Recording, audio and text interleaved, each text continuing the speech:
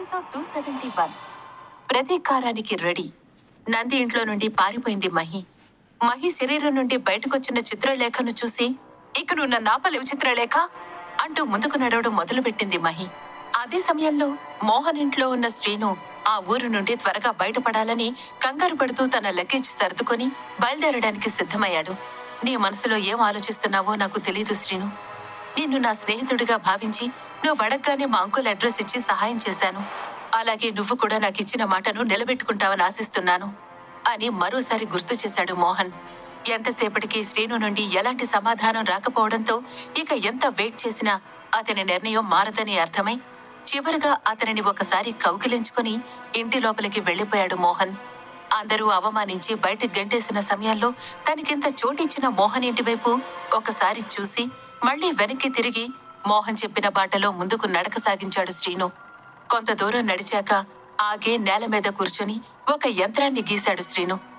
ఆ యంత్రం చుట్టూ చిన్న చిన్న అక్షరాలతో చుట్టుపక్కల ఊళ్ల పేర్లన్నీ రాసి చివరిగా ఒక వైపున మోహన్ చెప్పిన ఊరు పేరు కూడా రాశాడు శ్రీను. ఇప్పుడు నాకు సహాయం చేయగలవారెవరైనా ఉంటే అది నువ్వే అనుకుంటూ కళ్ళు మూసుకొని మంత్రాలు చదవడం మొదలుపెట్టాడు.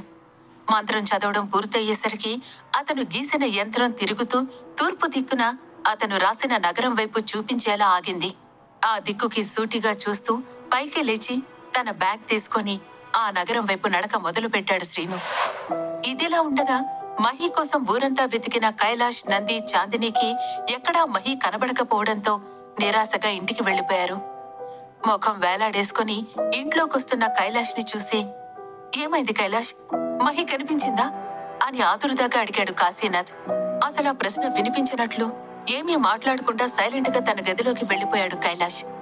అతని వెనకాలే వచ్చిన నంది, చాందినీలు కూడా బాధగా తలలు వంచుకుని నిల్చున్నారు. కాశీనాథ్ ఏదో మాట్లాడబోయేంతలో నంది అడ్డుకుని, మహి కనిపించలేదు మావయ్య, మనం మహిని దూరం చేసుకున్నాం అని బోరున ఏడవడం మొదలుపెట్టాడు. ఇదంతా నా తప్పే.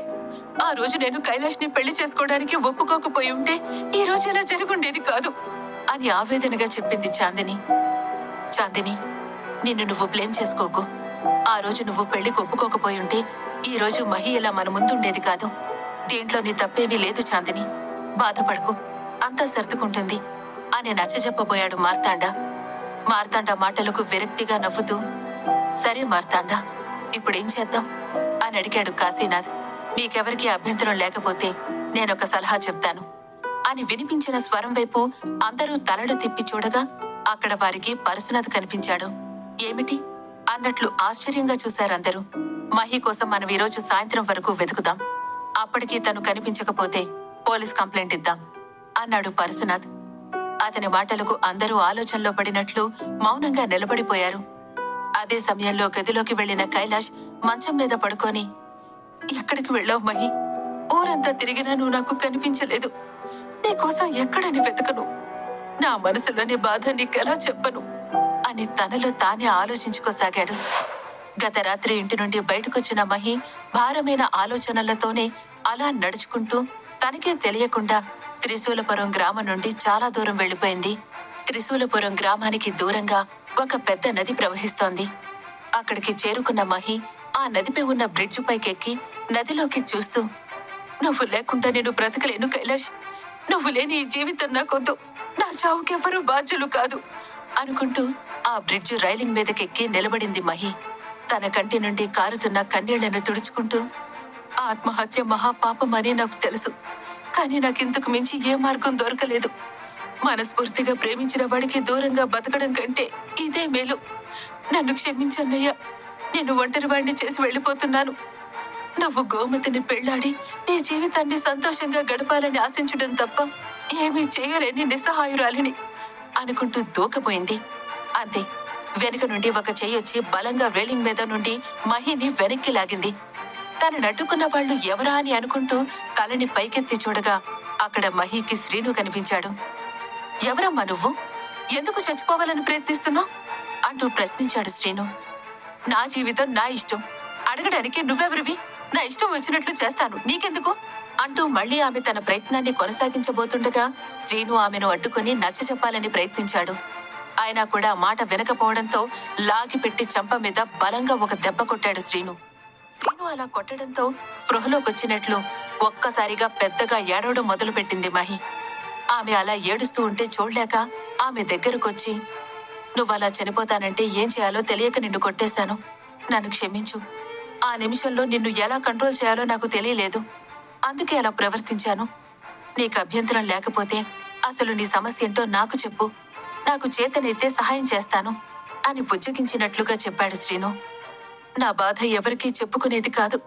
నా సమస్యకి ఏ పరిష్కారం లేదు. నేను చనిపోయినా ఎవరికీ నష్టం లేదు. నువ్వు నన్ను చావనివ్వకుండా ఆపి నాలోని బాధని మరింతగా పెంచావు అంటూ ఏడుస్తూ చెప్పింది మహి. ఏం బాధ? బాధ అయితే అలా చనిపోవాలా అని అడిగాడు శ్రీను. మరేం చేయమంటావు? అయినా నా బాధల గురించి నీకెందుకు? నిన్ను చూస్తే జీవితంలో అసలు బాధలే లేనట్లు కనిపిస్తున్నావు. నీకు నేను నా బాధ గురించి చెప్పినా నీకు అర్థం కాదు అనంది మహి. ఏంటి? బాధ అంటే ఏంటో నాకు తెలియదంటావా? అసలు బాధ అంటే ఎలా ఉంటుందో నీకు తెలుసా? నీ తండ్రిని ఎవరైనా నీ కళ్ళ ముందే చంపేస్తే, నీ తల్లిని ఊరు మొత్తం కలిసి తగలబెట్టేస్తే ఎంత బాధగా ఉంటుందో నీకు తెలుసా? అసలు అమ్మా నాన్న ఉన్నారని తెలియకుండా అనాథలా బ్రతకడం ఎంత కష్టమో నీకు తెలుసా అని గొంతుకు పూడుకుపోతుండగా దుఃఖాన్ని ఆపు చేసుకుంటూ చెప్పాడు శ్రీను. శ్రీను గొంతులో బాధని కనిపెట్టిన మహి అతని వైపు జాలిగా చూస్తూ, ఎవరు నువ్వు? నీ పేరేంటి? ఇంత రాత్రి వేళలో ఎక్కడి నుండి వస్తున్నావు అని అడిగింది. పడిపోయిన తన బ్యాగ్ ని దులుపుకొని చేతిలోకి తీసుకుంటూ, నా పేరు శ్రీను. మరి నీ పేరు అని ప్రశ్నించాడు శ్రీను. మహి సూటిగా శ్రీను వైపు చూస్తూ, నా పేరు మహి అంటూ అక్కడి నుండి వెళ్లడానికి ముందుకు కదిలింది. హలో, నేను నిన్ను కాపాడాను కాబట్టి కనీసం థ్యాంక్స్ అయినా చెప్పాలని తెలీదా? లేదా నీ కథేంటో చెప్పు అని అరిచినట్లుగా అన్నాడు శ్రీను. దాంతో వెనక్కి తిరిగిన మహి, నువ్వు నన్ను కాపాడినందుకు నేనేమీ హ్యాపీగా ఫీల్ అవడం లేదు. అసలు నా మనసులో బాధ ఎప్పుడు తగ్గుతుందో అనుకుంటూ అక్కడే కింద కూర్చుంది. తన పక్కనే వచ్చి కూర్చుని తన కథేంటో తెలుసుకోవాలని అడిగిన శ్రీనుకి జరిగిన విషయం మొత్తం చెప్పసాగింది మహి. అలా కొద్దిసేపు వాళ్ళిద్దరూ తమ తమ జీవితాలలో జరిగిన విషయాల గురించి మాట్లాడుకోసాగారు. ఇదిలా ఉండగా మహి శరీరం నుండి బయటకొచ్చిన చిత్రలేఖ మహి మనసులో ఏముందో తెలుసుకోవడం వల్ల ఆ విషయాన్ని నందికి చెప్పాలని అనుకుంటూ నంది ఇంటి దగ్గరికి వెళ్ళింది. మహి ఏదైనా పిచ్చి పని చేసే లోపే ఈ విషయాన్ని నేను వాళ్ళకి తెలియజేయాలి అనుకుంటూ నంది ఇంట్లోకి ప్రవేశించడానికి ప్రయత్నించిన చిత్రలేఖకి, ఎలా ఉన్నావు చిత్ర అన్న స్వరం వినిపించింది. వెంటనే వెనక్కి తిరిగి చూడగా అక్కడ భైరవి కనిపించింది. ఏం చేస్తున్నావు ఇక్కడ? నేను నీకు కనబడుతున్నానా భైరవి అని ఆశ్చర్యంగా అడిగింది చిత్రలేఖ. ఏమనుకున్నావు చిత్రలేఖ? నీకు శరీరం లేనంత మాత్రాన నిన్ను చూడలేనని అనుకున్నావా? నువ్వు మారిపోయినట్లున్నావు. నేను కూడా ఆత్మని అంటూ వికృతంగా నవ్వింది భైరవి. ఇక్కడికెందుకొచ్చావు భైరవి? మరోసారి ఇంటి మీద కానీ ఇంట్లో వాళ్ల మీద కానీ దాడి చేయాలని ప్రయత్నిస్తే నేను ఊరుకోను. వాళ్లకంటే ముందు నువ్వు నన్ను ఎదుర్కోవాలని గుర్తుంచుకో అని హెచ్చరించినట్లుగా చెప్పింది చిత్రలేఖ. చిత్రలేఖ మాటలకు కోపంతో ఊగిపోతూ, నేనేమీ మర్చిపోలేదు చిత్ర. నాకంతా గుర్తుంది. నేను కాని ఈ కుటుంబాన్ని నాశనం చేయాలనుకుంటే నాకొక్క నిమిషం పని. నువ్వు కాదు కదా ఆ దేవుడు దిగొచ్చినా నన్ను ఆపలేరు అంటూ బిగ్గరగా నవ్వింది భైరవి. చిత్ర కోపంతో ఊగిపోతూ భైరవి మీద దాడి చేయడం మొదలుపెట్టింది. కాని ఆమె శక్తులు భైరవి మీద ఎలాంటి ప్రభావం చూపకపోవడంతో చిత్రలేఖ ఆశ్చర్యపోయింది. అని నవ్వుతూ, నువ్వు కేవలం ఆత్మవన్న విషయం మర్చిపోయావా? శరీరం లేని ఆత్మ బలహీనంగా ఉంటుందన్న విషయం నీకు తెలియదా చిత్ర? ఇప్పటికైనా మించిపోయిందేమీ లేదు. నువ్వు నాతో పాటు రా. మనిద్దరం కలిసి విముక్తి కోసం మార్గాన్ని అన్వేషిద్దాం. దానికి అడ్డొచ్చిన ఎవరినైనా సరే అంతం చేద్దాం అని కర్కశంగా పలికింది భైరవి. ఛీ, పాపాత్మురాలా! ఒకసారి నీతో చేరినందుకే నన్ను లొంగ తీసుకొని ఎన్ని పాపాలు చేయించావో, ఎంతమంది మనుషుల ప్రాణాలు తీసావో నాకు గుర్తుంది భైరవి. గతమిది నేను మర్చిపోలేదు. నీ పాపాలకు మళ్ళీ నేను వత్తాసు పలుకుతానని ఆశలు పెట్టుకోకు. నువ్వు అనుభవించే ఈ శాపం నీ చేతులారా చేసుకున్నదే. ఇక నా విముక్తంటావా? ఈ రోజు కాకపోయినా ఏదో ఒక రోజు ఖచ్చితంగా జరుగుతుంది. ఆ నమ్మకం నాకుంది అని కోపంగా అరుస్తూ అక్కడి నుండి అదృశ్యమయ్యింది చిత్రలేఖ. చిత్రలేఖ వెళ్లిపోవడంతో ఆమె అన్న మాటలను తలుచుకుని భైరవి కోపంతో ఊగిపోయింది. ఆమె అలా కోపంగా బుసలు కొడుతుంటే చుట్టూ ఉన్న లైట్లు వెలుగుతూ ఆరుతూ ఒక్కసారిగా టప్ అనే శబ్దంతో పేలిపోయాయి. ఇదిలా ఉండగా ఊరి చివరన ఉన్న నది దగ్గర కూర్చున్న శ్రీను, మహి తమ తమ జీవితాలలో ఉన్న బాధలను ఒకరికొకరు పంచుకొని మాట్లాడుకుంటూ ఉన్నారు. కొంతసేపటికి శ్రీను మహి వైపు చూస్తూ, ఈ అమ్మాయిని ఎక్కడో చూశానే, గుర్తు రావడం లేదు అనుకుంటూ ఆలోచించుకుంటున్నాడు. మహి కూడా తన ఆలోచనల్లో తాను పడిపోయి, నేను ఆత్మహత్య చేసుకుని చనిపోయి ఉంటే మా అన్నయ్య నంది ఏమైపోయేవాడో అని బయటికి అనుకుంది నంది. అంతే, నంది అని మహి నోటి నుండి వచ్చిన వెంటనే శ్రీనుకి ఆమెనెక్కడ చూశాడో గుర్తొచ్చింది. మహి నంది చెల్లెలన్న విషయం గుర్తుకు రాగానే అతని మనసులో ఒక ప్లాన్ ఆలోచించుకొని మహి వైపు తిరిగి, నువ్విప్పుడు ఆత్మహత్య చేసుకోవడమేంటి మహి? నువ్వెప్పుడో చనిపోయావు. నీ ప్రేమని నీ నుండి లాక్కున్న రోజే నువ్వు మరణించావు. ఇంత జరిగాక నేనైతే నీలా పిరికి వాళ్ళ చనిపోవడానికి ప్రయత్నించను. నాకు ద్రోహం చేసిన వాళ్ళందరిపైన ప్రతీకారం తీర్చుకోవడానికే చూస్తాను అని ఆవేశంగా అన్నాడు శ్రీను. శ్రీను మాటలు విన్న మహిలో ఏదో తెలియని అనుమానం మొదలై, ఏం మాట్లాడుతున్నావు శ్రీను అని ప్రశ్నించడంతో తడబడిన శ్రీను వెంటనే తేరుకొని, అవును మహి, నేను చెప్పింది నిజమే కదా. నీ కుటుంబ సభ్యులే నువ్వు ప్రేమించిన వాణ్ణి నీ నుండి దూరం చేశారు. ఈ టైంలో నీ వైపు మాట్లాడడానికి ఎవరు నిలబడ్డారు చెప్పు అన్నాడు శ్రీను. ఆ ప్రశ్నకి సమాధానం లేకపోవడంతో మహి మౌనంగా ఉండిపోయింది. మళ్లీ శ్రీను కలగజేసుకుని ఆమె మనసులో మెదడులో ఆమె కుటుంబం గురించి వ్యతిరేకంగా నూరిపోసి అంతా ఓకే అనుకున్న తర్వాత, నేను మా నాన్న మరణానికి ప్రతీకారం తీర్చుకోవాలని అనుకుంటున్నాను. కావాలంటే నువ్వు కూడా నాతో పాటు రావచ్చు. మనం ప్రతీకారం తీర్చుకోవాలంటే దానికి ముందుగా మనం కొన్ని అరేంజ్మెంట్స్ చేసుకోవాలి మహి అన్నాడు శ్రీను. తన మాటలు విన్నా కూడా మహి ఏ విధమైన రెస్పాన్స్ లేకుండా సైలెంట్ గా ఉండిపోవడంతో, సరే అయితే నేను చెప్పాల్సింది చెప్పాను, ఇక నీ ఇష్టం అంటూ పైకి లేచి కొన్ని అడుగులు ముందుకు వేశాడు శ్రీను. ఒక్క నిమిషం ఆగండి అన్న మహి పిలుపు విని శ్రీను ముఖంలో ఒక చిన్న కన్నింగ్ స్మైల్ వచ్చింది. మహి కూడా తనతో రావడానికి ఒప్పుకోవడం వల్ల వాళ్ళిద్దరూ కలిసి అక్కడి నుండి బయలుదేరి వెళ్లిపోయారు. ఇదిలా ఉండగా నంది ఇంట్లో కైలాష్ తన రూంలో పడుకోనున్నాడు. కైలాష్ తో మాట్లాడడానికని చాందిని ఆ గదికొచ్చి కైలాష్ వైపు చూస్తూ ఏదో చెప్పబోయేంతలో ఆ గది మొత్తం భూకంపం వచ్చినట్లు ఊగసాగింది. ఎక్కడి వస్తువులు అక్కడే కింద పడిపోతున్నాయి. ఏం జరుగుతుంది కైలాష్? ఎందుకు గదిలో అకస్మాత్తుగా ఊగిపోతుంది అనంది. అంతలో ఆ గది కిటికీ తలుపులు పెద్దగా శబ్దం చేస్తూ కొట్టుకోవడం మొదలుపెట్టాయి. అంతే, భయంతో కైలాష్ ని కౌగిలించుకుంది చాందిని. కూల్ డౌన్ చాందిని, అనవసరంగా నువ్వు భయపడకు, ఏం కాలేదు, గట్టిగా గాలి వేయడం వల్ల ఇలా జరుగుండొచ్చు అని ఆమె వెన్ను నిమురుతూ చెప్పాడు కైలాష్.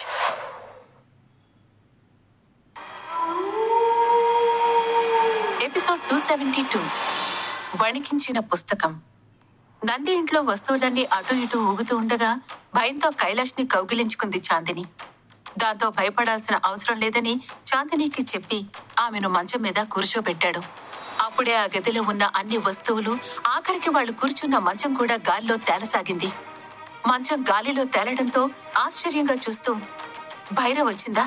లేదు లేదు, భైరవి వస్తే డైరెక్ట్ గా మా మీద దాడి చేస్తుంది, కానీ ఇలా ఇంట్లో ఉన్న వస్తువుల మీద తన ప్రభావం చూపించదు అని కొన్ని క్షణాలు ఆలోచించి, చిత్ర, ఈ చిత్ర ఎక్కడుంది అనుకుంటూ, చిత్ర, ఇది నువ్వేనా అని అడిగాడు కైలాష్. కైలాష్ నుండి చిత్ర అన్న పేరు బయటికి రాగానే గదిలోని ఎక్కడ వస్తువులు అక్కడే యాజ్ ఇట్ ఈజ్ అమర్చబడ్డాయి. మంచం కూడా నేల మీదకొచ్చి దాని స్థానంలో అది ఆగిపోయింది. ఏమైంది చిత్ర, ఎందుకిలా చేస్తున్నావు అని ప్రశ్నిస్తూ గదిలో అటు ఇటు చూస్తున్నాడు కైలాష్. గదిలో ఒక్కసారిగా బలమైన ఈదురుగాలులు వీస్తూ కైలాష్ కోసం మహి రాసిన లెటర్ ని కైలాష్ ముఖం మీదకొచ్చేలా చేసింది చిత్ర. తన ముఖం మీదకొచ్చిన లెటర్ ని చూసి కైలాష్, చాందిని ఇద్దరూ ఆశ్చర్యపోయారు.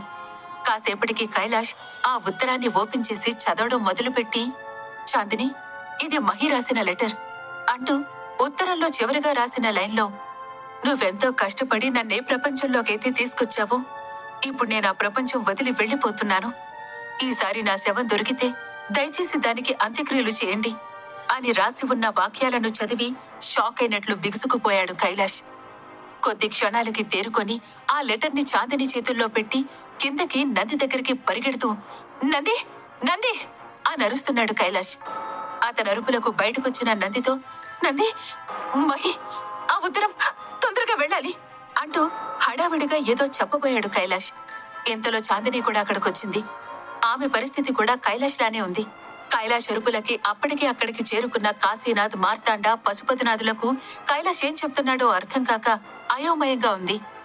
కాశీనాథ్ కలగ చేసుకుని, మహి గురించి ఏమైనా తెలిసిందా అని అడిగాడు. అవునంకుల్, మహి ఉత్తరం రాసిపెట్టి వెళ్లిపోయింది. చిత్ర సహాయంతో మనకు ఆ ఉత్తరం కనబడింది. దీనిలో ఏం రాసిందంటే అంటూ తడబడుతున్న చాందిని మాటలకు అనుమానంగా ఆమె వైపు చూసి ఆమె చేతుల్లోంచి లెటర్ లాక్కున్నాడు నంది. ఆ లెటర్ మొత్తం చదివిన నందికి నోట మాట రాలేదు. కళ్లల్లో నీళ్లు ఆగకుండా కారుతుంటే వాటిని తుడుచుకుంటూ పద కైలాష్, మనం వెంటనే వెళ్లి మహిని వెతుకుదాం అన్నాడు నంది. కానీ నందన్నయ్య, మహిని ఎక్కడని వెతుకుతాం అంటూ తన అనుమానాన్ని బయటపెట్టింది చాందిని. ఆ ప్రశ్న నిజం కావడంతో మహిని ఎక్కడ వెతకాలో తెలియక ఆందోళనగా ఒకరి ముఖం ఒకరు చూసుకున్నారు. ఒక్కసారిగా అక్కడ ఒక బలమైన ఈదురుగాలొచ్చి చాందినిని ఢీ కొట్టడంతో చాందిని ఎగిరి వెళ్లి అక్కడున్న గోడకు కొట్టుకుని నేల మీద పడిపోయింది. కైలాష్, నంది కంగారు పడుతూ ఆమెను లేపడానికి దగ్గరికి వెళ్లబోతుండగా ఆగండి, నాకేం కాలేదు అంటూ పైకి లేచి నిలబడింది చాందిని.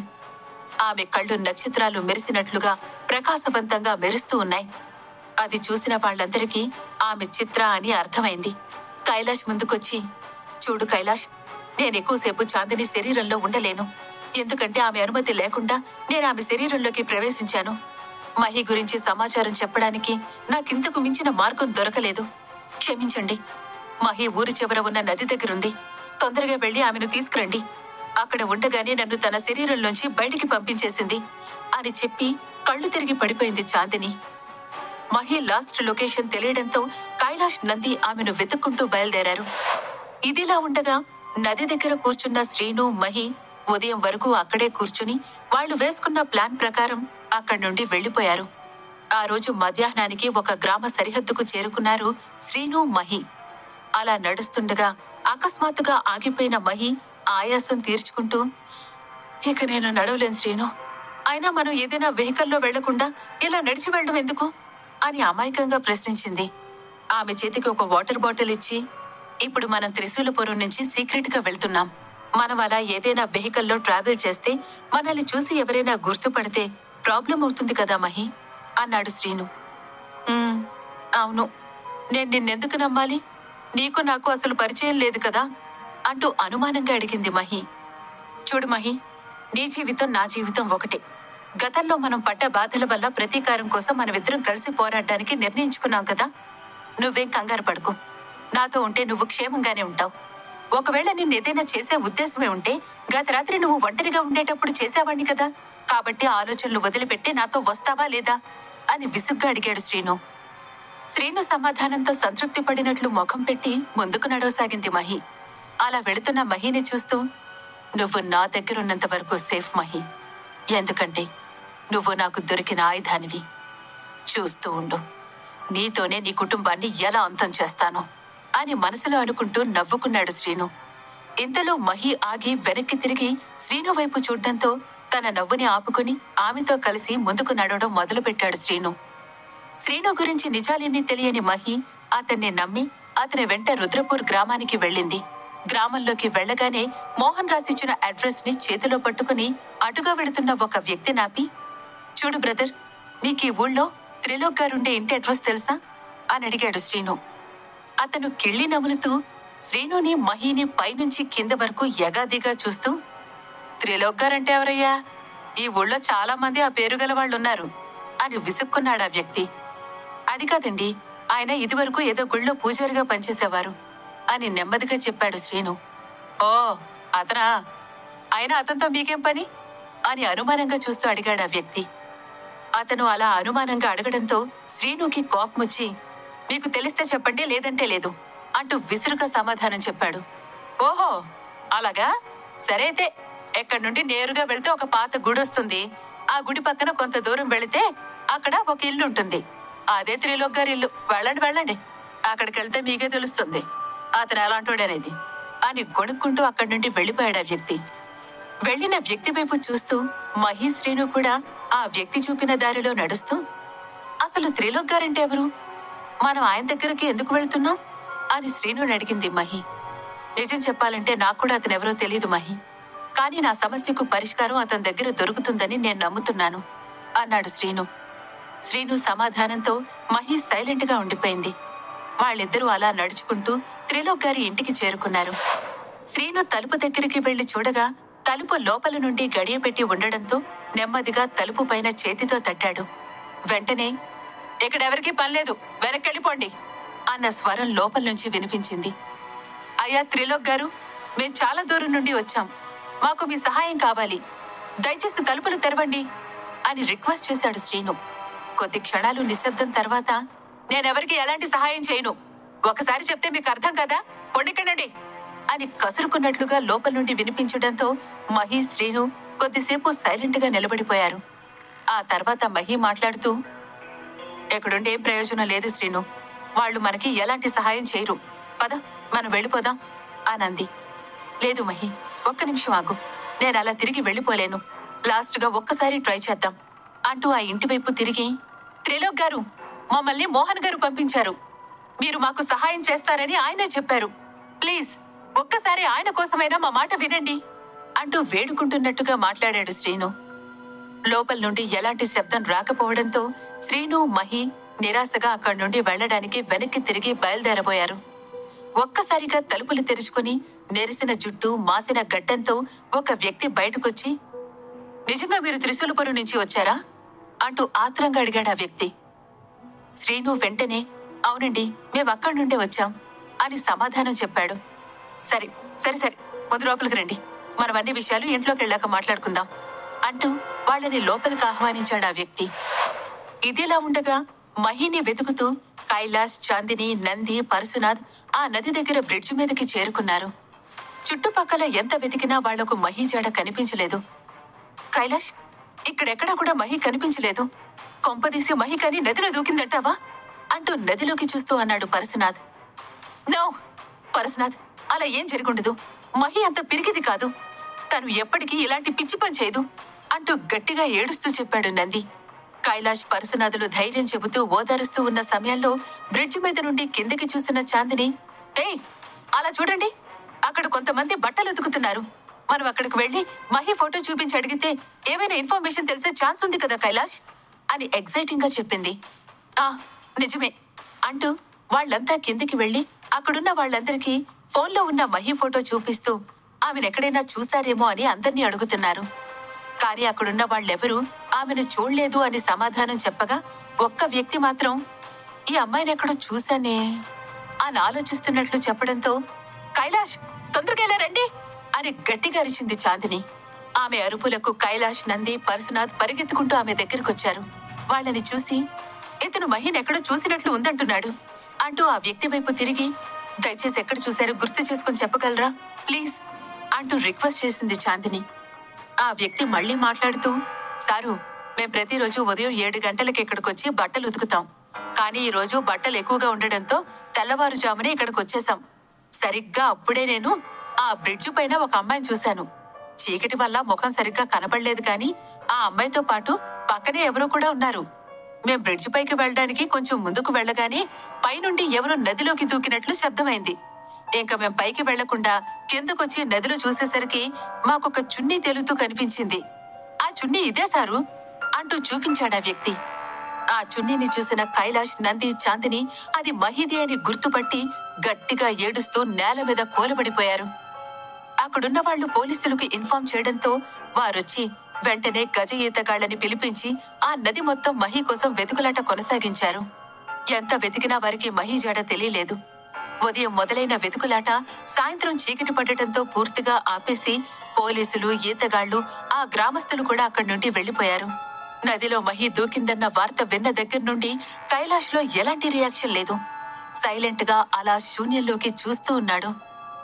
మహి మరణానికి కారణం వేరే ఎవరో కాదు, నేనే. కేవలం నేను చేసిన పని వల్లే ఈ రోజు మహి ఈ నిర్ణయం తీసుకుంది. నా వల్ల జరిగిన ఈ పాపానికి జీవితాంతం నన్ను నేను క్షమించుకోలేను అని ఆలోచిస్తూ ఏడుస్తూనే ఉన్నాడు కైలాష్. ఇదిలా ఉండగా త్రిలోక్ గారి ఇంట్లో కూర్చున్న శ్రీను మహిళ వైపు చూస్తూ, ఎందుకు మోహన్ ఎందుకు మిమ్మల్ని ఇక్కడికి పంపాడు అని అడిగాడు త్రిలోక్. శ్రీను వెంటనే తన బ్యాగ్ ఓపెన్ చేసి అందులో ఉన్న అమర్నాథ్ చివరి పుస్తకాన్ని బయటకు తీసి త్రిలోక్ ముందు పెట్టి, నేను ఈ పుస్తకంలోని విషయాలను తెలుసుకోవాలనుకుంటున్నాను, కానీ నాకు ఇందులో రాసి ఉన్న భాష తెలీదు.